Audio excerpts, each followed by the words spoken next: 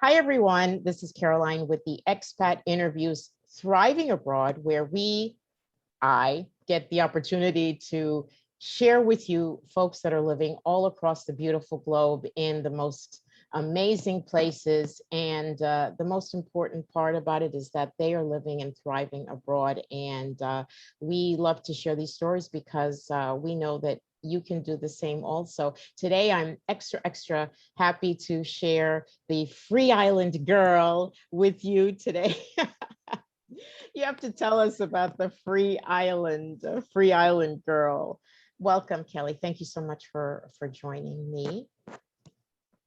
Thank you for having me. I'm happy to be here with you. It's a pleasure. Thank you. So let's get started. You, of course, are an expat and you're living in the Dominican Republic. Where are you from originally?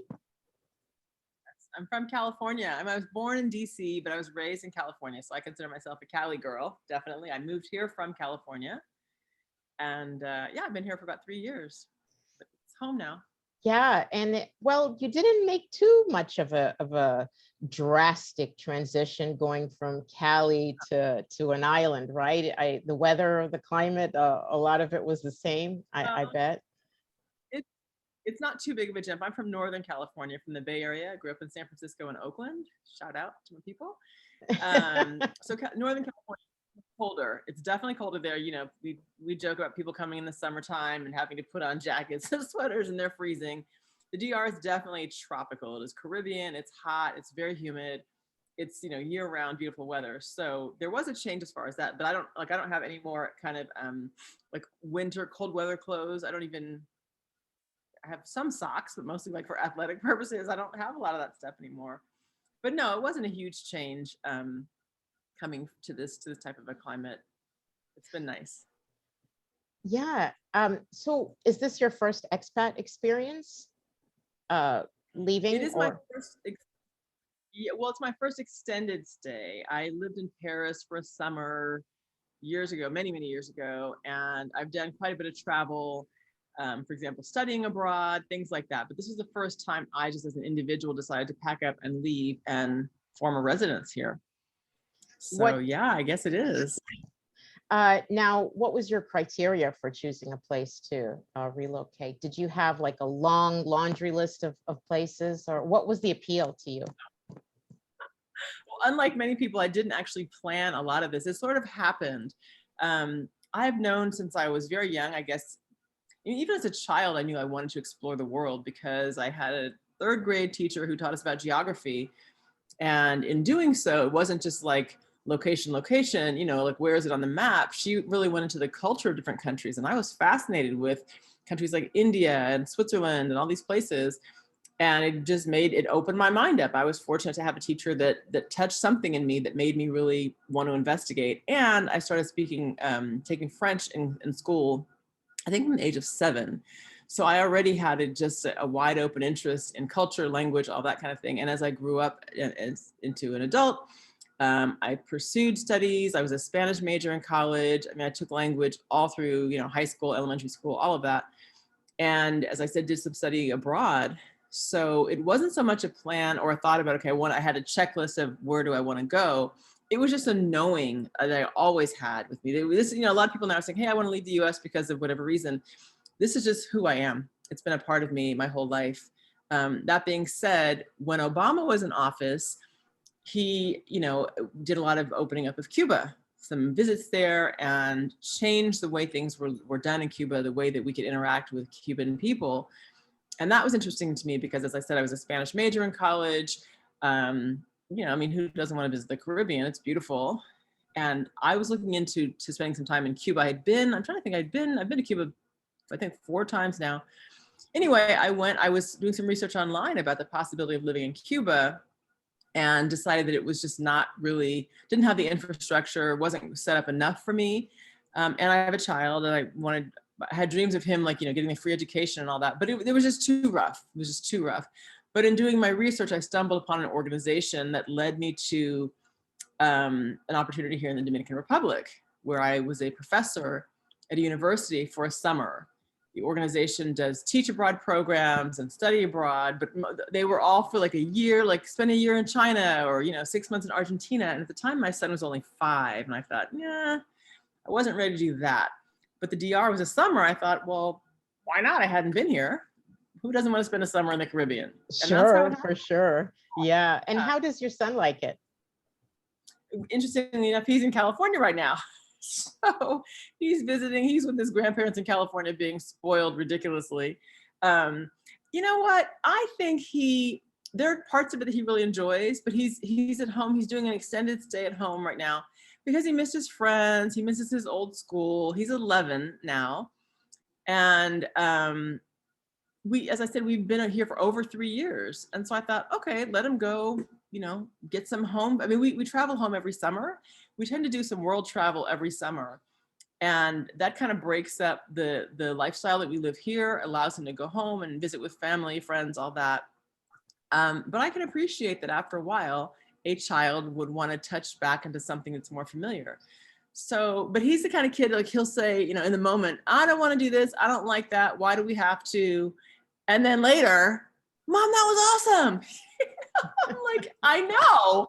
That's why we're doing it. I mean, he's had sailing lessons and, he's climbing almond trees and picking avocados off the tree and all this stuff. And I'm like, do you really? I know you can't really realize, but this is an amazing life you're having. One day he'll know. Oh, So it's a mix. No, it is. It's a very interesting thing that you just said about when you have children, especially when they're younger. When my parents were expats to the U.S. and they took me, to Jamaica. When I was younger, I was flying in. For me, it was like, okay, whatever.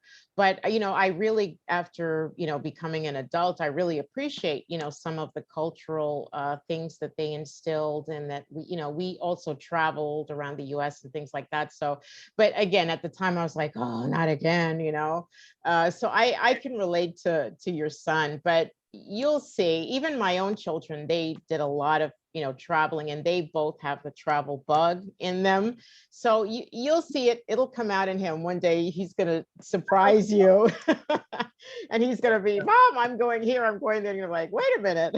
Well, he's been to, I think, 8 countries so far at the tender age of 11. I'm like, look at your passport. He's actually got 3 passports now. I mean, it's kind of incredible. And, he speaks 3 languages because he went to a French school here in the DR for a couple of years. And I said, look, I know you don't really get it. You can't appreciate it. But trust me, later on, this will make a difference for you. Absolutely. So, absolutely. Yeah. And again, you just got to be patient, Mom. You'll see a few years from now, the fruits of all of your frustration will come out. And so here you are. What was it like for you living with the Dominicans? Now, I'm sure you probably were accustomed to them living in California. I don't know if they have a huge community there. There are virtually none. All the Dominicans are in New York. That's true.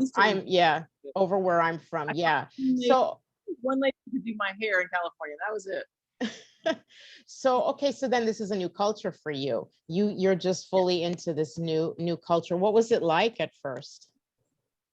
Interestingly, I feel like I am walking between worlds at times here because as an expat, I'm not Dominican by heritage. My culture is not Dominican. There's a very distinct Dominican culture, but I'm also not a white expat, white European, white American, Canadian. There's a lot of those people where I live. So I don't fit into that mold really. I mean, I have some things in common. I have some friends from lots of different countries, but nor am I Dominican. And I thought, well, I'm a sister. I speak Spanish. I kind of like Dominican. Everyone thinks I'm Dominican, but I'm not. And so I was in this sort of netherworld, like, where do I fit in? And it's taken some time to kind of find that balance. So I have friends now who are Dominican, friends from all over, but I am very much who I am. I'm a Black American woman, and I recognize that I brought a lot of that with me leaving the US. For example, when I first got here, I'd be in stores, just looking at stuff or whatever, and I would notice maybe someone looking at me. Now I'm also very, very tall. I'm 6'2", but I noticed people looking at me, and I thought, are they looking at me because I'm Black? Is this, that old like stuff was playing in my head. And I was like, no, Kelly, they're looking at you I don't know, because maybe they think you're Dominican, maybe they like what you were wearing, maybe because you're really tall, but it's Right. not, it's never about, at least not that I have ever realized, it's not about my race. It's not about any of that stuff that's in the US. And that has been tremendously liberating. I mean, it frees you. That's why I'm Free Island Girl, because I don't have all that stuff on me anymore. You know, you just get to be who you are, period. I mean, it's much more about nationality than ethnicity. It's no one's really worried about that. It's like, are you a good person or not? Are you cool to be around or not? So it's nice. So would you say to someone who might be contemplating moving to another country, do you feel like that's a plus? Moving to a place where perhaps you fit in, maybe color wise, ethnicity wise, or do you feel like that's important for someone, or do you feel like it's each person should adapt accordingly? Well, my answer is a bit of a hybrid. I do think that adaptation is essential if you're going to move out of the country, because you're going to be moving to some place that's not where you're coming from, right? If you want sameness, don't go. It's like that's right. It's a foregone conclusion. If you want something to be exactly the same, then you need to stay where you are, because you can make a move across the country, across the street. It's going to be different. The environment, something's going to be different. So if you want to make that change, you have to be open-minded. You're going to have to lower or altogether leave the expectations that you have about what life should be like, how things should function, things like timeliness, efficiency. The way people relate to one another is very different. Even the way people speak to one another is very different. For example, here they say everything's, ay, mi amor, mi amor. It's all this sweetness and love and everything. And it might seem a little bit intrusive, but that's just how people talk to each other. Similarly, men on the street will say, "Ay, mom," and they pay you compliments, and some women feel like, "Oh my gosh, I'm being accosted." But I am here as a single woman, a single mother. I feel completely safe. People aren't leering at me. It's not that kind of thing. I don't feel like I'm a piece of meat. I feel that they appreciate me as a woman. I really do, and I like it. I think, well, great, So I think that there's that about being adaptable. But I also think that, like, so example, as I mentioned, I came here and I was really the only Black American person that I knew of in my town. Now, maybe there was somebody else, but it took a long time to meet anybody. And because of my YouTube channel, which is called Free Island Girl, I began to get a lot of interest, people writing to me and contacting me saying, "Hey, what's this town and how are you living?" And, asking questions about it. And now there are maybe close to 20 of us Black Americans living in this town. So there is somewhat of a community that's familiar in that way. But, we hang out sometimes, we do things together, and sometimes we don't. I also can just be in my own life and hang out with my Dominican folks or anybody else I choose to. So that's why I say it's a bit of a hybrid. It depends upon your personality, your comfort level with inserting yourself in a place that is not your actual home. You're not from there. You may not speak the language. You may not be used to the customs, but I think it's an opportunity to open yourself up. I mean, really, at a minimum, I think it's incumbent upon us to be respectful and mindful of the fact that we are entering another place. We are entering another culture. We are the visitors. We are the guests. So we are the ones who should come, like, you come with a bottle of wine to someone's house for dinner. You come with grace, come with some level of respect and just being open and willing to embrace how they do things. Now, that doesn't mean that you can't share at some point what your point of view is, but you don't impose that upon people. I find that to be really rude. You will find typically that if you do walk in with sort of that bull in a china shop mentality or way of being, your experience is probably not going to be as seamless as it could be if you are just a lot more gracious and receptive to what it is that you are learning about. 100%. I agree with you. That is something I feel, and I need to say this for Americans. I don't know so much more other countries, but I feel like the American culture, we tend to forget that when we go to other countries. That, when you step off the plane, you've got to this is not the US. It's just not, and it's a cultural thing, and it does take quite an adjustment. One other thing that I wanted to ask you, now that you're there, I'm really excited to have an opportunity to talk with you in Dominican Republic, because we do, on the news, or those of us that, like myself, that were exposed to a lot of Dominicans in New York, New Jersey, where I'm from, we have a different concept of them, that they're just all wild and crazy, Dominican party all day on the beach, and it's just a free island, Yeah. I mean, but you being there on the ground, living there, I mean, is there a seriousness to the island? Is there like a real feel, as in, people are community oriented, family oriented, business oriented, entrepreneurial? Do you see that aspect? I do. And I will say, first of all, yes, Dominicans love to have a good time. My experience has been that Dominicans absolutely enjoy spending time together, listening to the music, and they listen to it very, very loud. And you will find that everyone, from the youngest to the oldest, dance. It's a dance culture. And so they are expressive in those kinds of ways. They're also incredibly family. Family is everything, family and community. So I have found that often those with the least are the most open, are the most giving, and the most gracious, and they'll quickly invite you to come have dinner with our family, and here, let me give you a cup of coffee, anything. And I appear as an American, obviously having some amount of wealth, according to the standards here.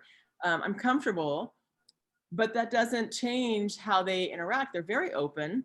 I think they're very entrepreneurial. I live in a town where it's mostly what they call campesinos, so more like country kind of people. It's like, I'm not in a city, I'm not in Santo Domingo, I'm not in the capital or Santiago. I'm in a little town, a little beach town, which used to be like a fisherman's village. And it has slowly begun to convert into more of like an expat destination. They've got boutiques and restaurants and stuff here now, but it still has a lot of that local culture, which I love. So you go down the street and see the colmados, like little corner stores, like bodegas, they call them sometimes. People sitting outside playing dominoes. You can see little babies running naked down the street. Just beautiful. It's just beautiful. And so it is a mix of enjoying life. And you will find also the Dominicans very much focused on today. They are not, you don't hear people talking about 401ks, or even people who are more humbler. They're not necessarily planning for future. They are enjoying what's happening right now.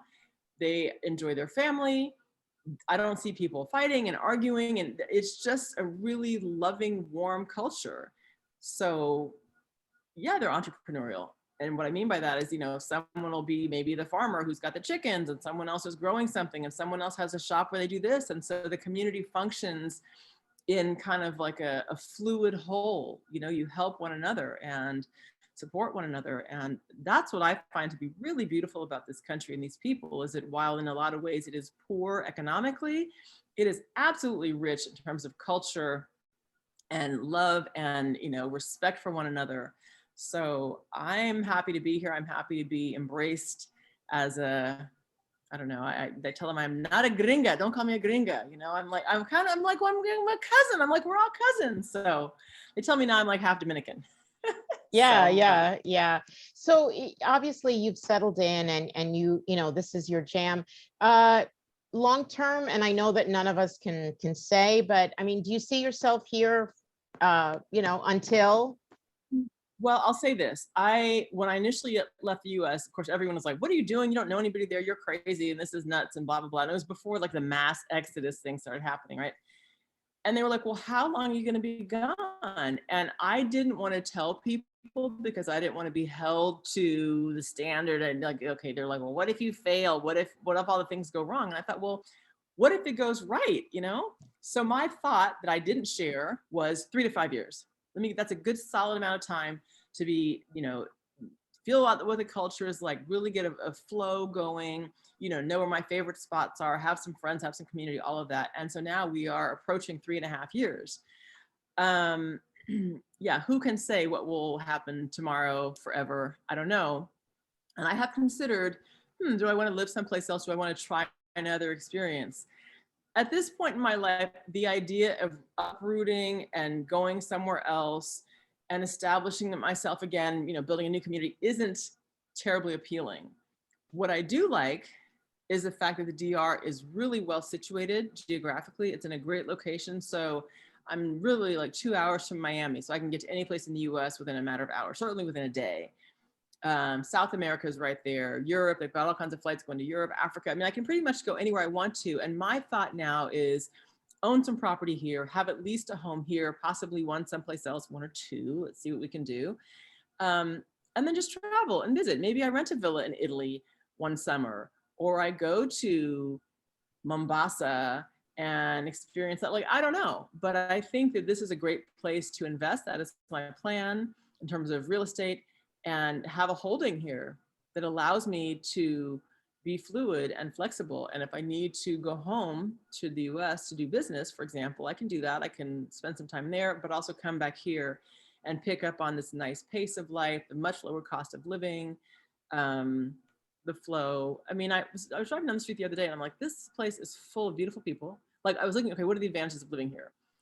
Pretty much everybody's beautiful. I mean, they take good looking to another level. Average is good looking here. I mean, you know, everybody else is average. I'm sorry, their average is everybody else is good looking. So it's full of beautiful people. As I said, the culture is warm, the climate's beautiful.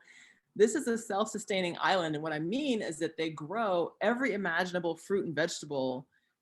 It's, you know, it's rice, coffee, cocoa, you know, tobacco, just so much, all the seafood. If you're a pig, you don't want to live here because they will eat you. Pig, chicken, goat, you know, you just name it. There's just so much. So for example, when COVID hit, people were like, oh my gosh, you're going to come home? And I thought, why on earth would I go home when I'm in this amazing, abundant, beautiful location with beaches everywhere?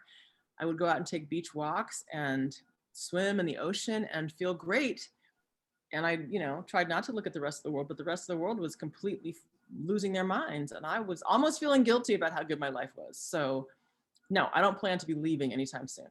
I love what you said. That is so, so important that, you know, if you're on your first time going out, I guess, to choose a place where it is self-sufficient, like, you know, an island like, well, it's not an island, but a country like Dominican Republic, where everything's there. You know, if you were holed up for, you know, 6 months and couldn't leave, I mean, everything is grown there. So it's not like you're going to run out of, you know, sugar or run out of, you know, meat or run out of vegetables, because everything is there. So that's super important, I think, for folks to know. The last thing, oh, this is so exciting. The last thing I wanted to ask you is something I ask all of my guests at the end. If, you know, there's someone out there that's sitting on the fence, someone who is contemplating changing their life, because right now, you know, you and I that are expats, we know it's not so much about, you know, running away, as if just changing your lifestyle. You know, if we have children, you know, if we're whatever stage in our life, we just want a different life. And I feel like that's why I'm an expat, and that's why most people are expats. What advice would you give to someone who is contemplating that, but they just really have doubts or fears, anxieties about, what if I don't make it? You know, what if I can't? Well, I think it's natural to have those fears and anxieties. I think that's a part of doing something new, right? Change is inherent. Nothing stays the same, right? If it doesn't change, it dies, right? Change is a part of what life is.